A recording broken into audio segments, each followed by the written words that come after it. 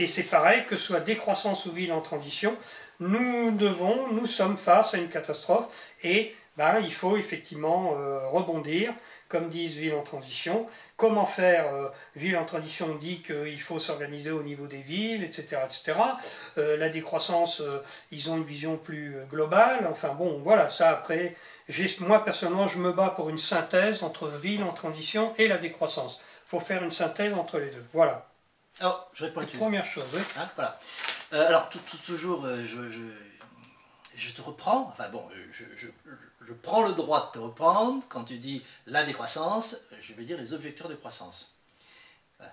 Bon, pour moi, c'est ce que tu dis la décroissance, c'est parce que nous nous situons dans... nous sommes décroissants. Bon, voilà. Alors, sur le catastrophisme, il faut pas mélanger les choses. Quand tu parles de catastrophisme par rapport au nucléaire, et quand tu parles de catastrophisme par rapport au pétrole, c'est pas la même chose. Ville en transition. Bon, ville en transition, moi je ne vais pas répondre au nom de ville en transition. Je ne sais pas s'ils sont catastrophistes, j'ai plutôt l'impression qu'ils ne sont pas vraiment catastrophistes. Ils disent, on va bientôt, on a passé le pic pétrolier, on va bientôt manquer de pétrole, donc il faut commencer à s'habituer, il faut commencer à mettre en œuvre des modes opératoires pour faire sans le pétrole. Bon, c'est une démarche qui est très très proche de la nôtre. C'est une démarche qui prend en compte une réalité qui va survenir et on commence à s'y adapter. Lorsqu'on parle du nucléaire, alors restons encore un peu sur le pétrole, lorsque tu dis lorsqu'il n'y aura plus de pétrole, c'est la catastrophe, non. Il y a moyen d'avoir un raisonnement qui dit que le fait de manquer de pétrole, ça n'est pas une catastrophe.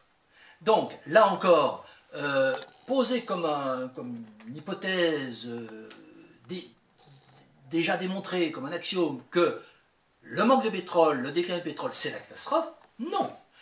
Alors, je me souviens d'un interview avec Vincent Liéget, où je lui demandais, mais pourquoi est-ce que au PPLD, vous parlez très très peu du pic pétrolier bon, parce que, je lui posais cette question parce qu'il venait de dire, moi je viens du courant bioéconomique Nicolas Georgescu-Roegen. D'ailleurs, Vincent a fait un interview de Jacques Grünewald, dans les jardins du Sénat d'ailleurs, sur Nicolas Georgescu-Roegen. Et donc, tout naturellement, je me demandais, pourquoi est-ce que vous n'en parlez pas, ou pratiquement plus, du pic pétrolier dans les réunions du PPLD. Et il m'a répondu tout simplement parce que ça fait fuir les militants.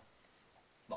Donc, ça veut dire que les gens perçoivent le manque de pétrole comme une catastrophe. Eh bien, c'est une idée, pour nous, qui n'est pas évidente du tout. Ça, c'est le premier point. Le deuxième point, concernant le nucléaire, ça n'est pas la même chose. Le type de catastrophe qui peut être imaginé suite à un manque de pétrole n'est pas du tout de même nature que la catastrophe qu'on peut imaginer suite à un accident nucléaire. Il ne faut pas mélanger les deux catastrophismes. On a deux catastrophismes qui sont de nature différente. Et le fait de les amalgamer... Il y a deux catastrophismes. Oui, il y a deux... C'est ça, ce que je dis. Et le fait de les amalgamer, je trouve, est un petit peu... un vice du raisonnement, enfin, comment on appelle ça, un dol, quand on essaye de convaincre quelqu'un de leur vendre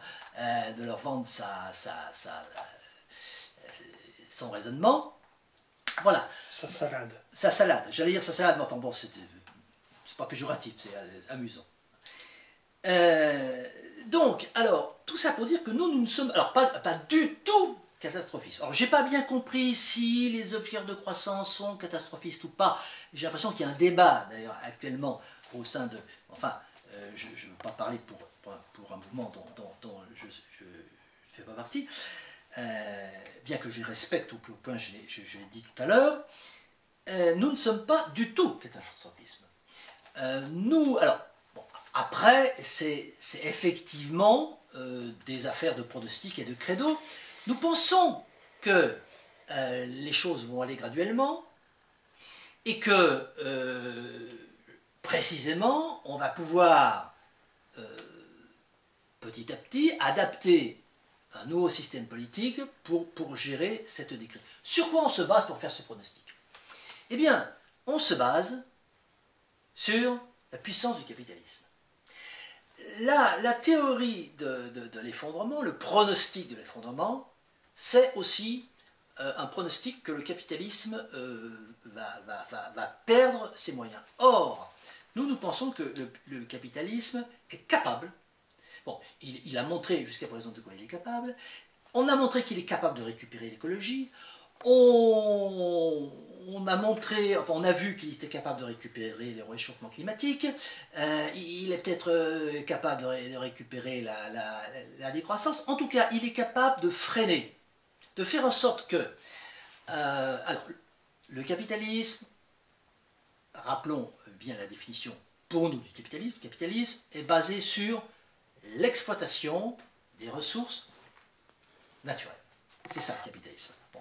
Et il est capable de freiner, tout simplement parce qu'il a un intérêt financier et économique à continuer à utiliser le plus possible. Les forces vont toujours jusqu'au bout de leur force. Et le capitalisme est capable d'accompagner et de ralentir le plus possible cette décrue en continuant à faire du business dessus. Donc, c'est un des éléments pour lesquels on ne croit pas au trafic. Sur le plan financier, et donc, comme sur le plan de l'implosion financière, là encore, on a vu que une crise de 29 aujourd'hui n'est plus, disons, crédible, parce que le capitalisme a mis en place des outils de récupération, des pansements, des onguents sur les crises financières qu'il génère lui-même, bien entendu.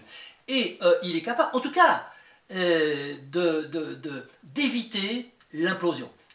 Alors, la décrépitude progressive, à la fois de l'outil de production et du système monétaire, encore une fois, le système monétaire est très très important, on pense que le capitalisme, en tout cas, il a donné jusqu'à présent toutes les preuves qu'il était capable de maintenir en fait le bateau toujours un peu au-dessus du niveau de la ligne de flottaison. Donc c'est la raison pour laquelle on pense que le pronostic de l'effondrement n'est pas le pronostic le plus probable, bien qu'il reste une possibilité, bien entendu. S'il y a effondrement, bon ben là effectivement on donne notre langue au chat. C'est pas probable parce que le capitalisme est capable de freiner, voilà, de s'adapter, bon, de ralentir la décrue, c'est ça? Voilà, s'il y a effondrement... Grâce au capitalisme finalement. Oui, enfin... Grâce au... Non mais il n'y a pas de vice dans mon truc. Il n'y a pas de perversité. Il n'y a pas d'éthique, oui. C'est ce que je veux dire, si je comprends bien, c'est grâce au mécanisme propre au capitalisme, ça va nous permettre à la fois de voir le capitalisme s'effondrer, mais pas la civilisation, pas l'humanité. Voilà, c'est ce que tu veux dire. Oui, alors pour nous, le point de rupture, le changement de paradigme, ce qu'on appelle la situation révolutionnaire, parce qu'on ne peut pas imaginer un changement radical si on n'est pas dans une situation révolutionnaire. La situation révolutionnaire, c'est le moment où le grand public se rend compte que tout son mode de vie est basé sur des ressources naturelles qui commencent à se raréfier. Bon, c'est aujourd'hui une idée qui est très très loin de la préoccupation quotidienne de Monsieur Tout-le-Monde. Bon, c'est une réalité qui va, nous le pensons, arriver, survenir. Il va y avoir des petits symptômes petit à petit, mais bon. Et parallèlement à cette prise de conscience majeure que le mode de vie, et le mode de vie, tu as parlé tout à l'heure de comment on va se soigner, le mode de vie c'est aussi la façon de se soigner, etc., bon, est lié à des ressources naturelles qui disparaissent. Parallèlement à ça... mais ils vont te dire, ils croient en une énième innovation technique. Alors attends, parallèlement à ça, oui mais attends, j'y viens, parallèlement à ça, il y a la prise de conscience que le discours de l'oligarchie économico-financière, démocratie représentative depuis le milieu du XVIIIe siècle, c'est la croissance, c'est la solution à tout, ce discours tombe. Donc tous les piliers de crédibilité de l'État tel qu'il est, du système d'organisation sociale tel qu'on nous le propose, s'écroulent. Et là, on est dans une situation révolutionnaire. On a d'une part le carburant, au sens générique, qui fait défaut, et d'autre part, un système politique qui n'a plus de discours possible, ou tout au moins, en tout cas, le discours sur lequel il est fondé, le discours s'écroule. Que les discours du système politique s'effondrent. Les discours du système politique s'effondrent, puisque la croissance, manifestement, et qui constitue le système politique, n'est plus possible. Alors, voilà, c'est comme ça qu'on imagine le basculement, la situation de vide, en fait, de vide idéologique et de vide politique, dans lequel on peut proposer quelque chose d'autre. Ok, oui, je comprends.